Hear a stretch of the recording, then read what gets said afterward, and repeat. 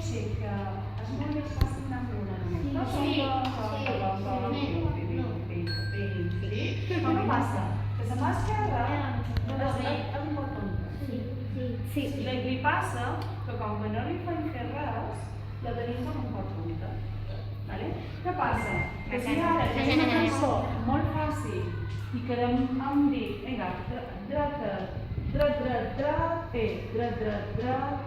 no ho fem així, no li ajudem a la mà esquerra perquè comenci a espavilar perquè està un poc dormida, que sí? Mira, tu és al revés, mira, veus? Ho enteneu? Sí.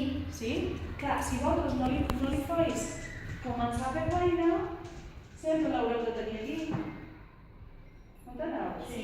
I clar, el que volem és poder fer més melodies més difícils.